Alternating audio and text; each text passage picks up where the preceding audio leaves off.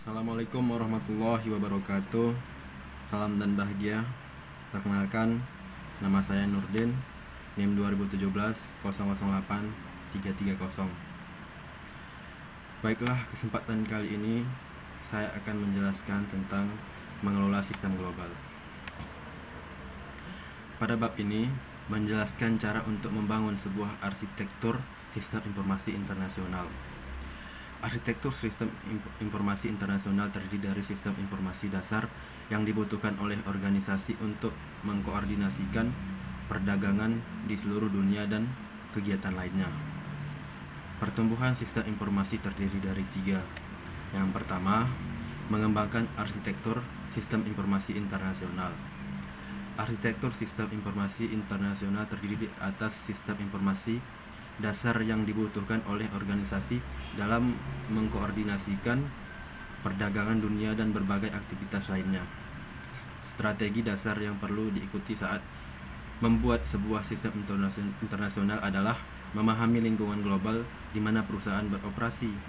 Ini berarti memahami kekuatan pasar secara keseluruhan atau pergerakan bisnis yang mendorong industri ke arah kompetisi global. Dan yang kedua, lingkungan global atau pergerakan dan tantangan bisnis.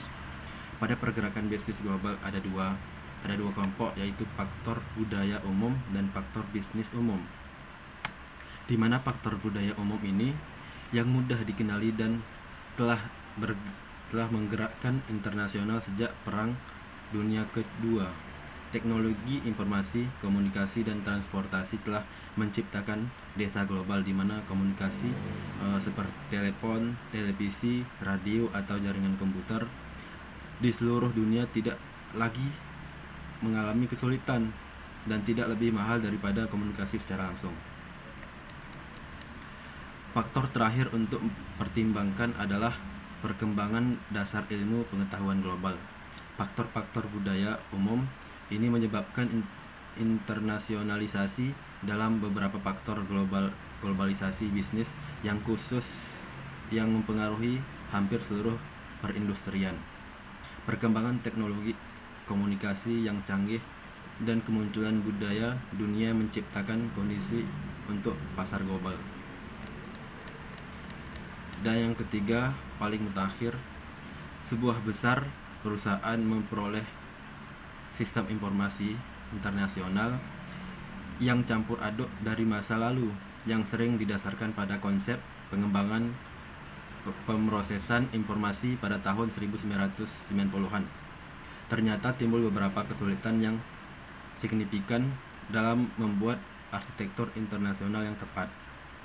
Kesulitan tersebut antara lain dalam perencanaan sistem yang cocok untuk strategi global perusahaan, struktur organisasi dari banyak sistem dan bisnis, penyesuaian isu-isu terkait implementasi dan pemeliharaan platform teknis yang tepat.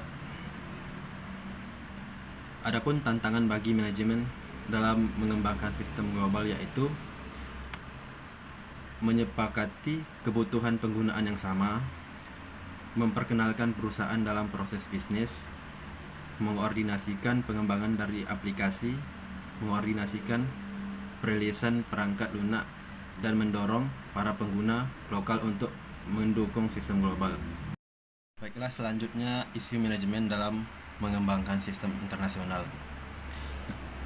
Ketika perusahaan menentukan suatu model bisnis global dan strategi sistem, mereka harus memilih perangkat keras, perangkat lunak, dan standar jaringan seiring dengan aplikasi sistem yang utama untuk mendukung proses bisnis global. Tantangan yang utama adalah menemukan cara untuk menstandarkan platform komputasi global ketika terdapat banyak sekali variasi dalam unit operasi yang satu unit ke unit operasi lainnya atau satu negara ke negara lainnya. Yang pertama, platform komputasi dan integrasi sistem. Perkembangan arsitektur sistem informasi lintas negara yang didasarkan oleh konsep sistem inti menimbulkan pertanyaan mengenai bagaimana sistem inti yang baru akan cocok dengan sejumlah aplikasi yang ada yang telah dikembangkan seluruh dunia oleh divisi-divisi yang berbeda. Orang-orang yang berbeda dan untuk jenis-jenis perangkat keras komputasi yang berbeda. Tujuannya adalah mengembangkan sistem global, terintribusi dan terintegrasi untuk mendukung proses bisnis digital yang melintas batas-batas antar negara. Yang kedua, konektivitas. Konektivitas adalah kemampuan untuk menghubungkan sistem dan orang-orang dari perusahaan global ke dalam sebuah jaringan yang terintegrasi, sama halnya dengan sistem telepon, tetapi dengan kemampuan transmisi suara, data, dan gambar. Masalah-masalah dalam jaringan internasional yaitu kualitas layanan, keamanan, biaya, dan tarif. Penundaan dalam pemasangan kualitas layanan internasional yang lemah, batasan-batasan peraturan dan kapasitas jaringan. Dan yang terakhir, penempatan perangkat lunak. Perangkat lunak yang baru akan diciptakan. Tantangannya adalah membangun perangkat lunak yang dapat secara realistis digunakan oleh banyak unit-unit bisnis dari negara-negara yang berbeda. Yang ditempatkan bahwa unit-unit bisnis biasanya dengan proses bisnis mereka yang unik dan definisi dari data. Mungkin sekian dari saya, lebih kurang saya mohon maaf. Assalamualaikum warahmatullahi wabarakatuh.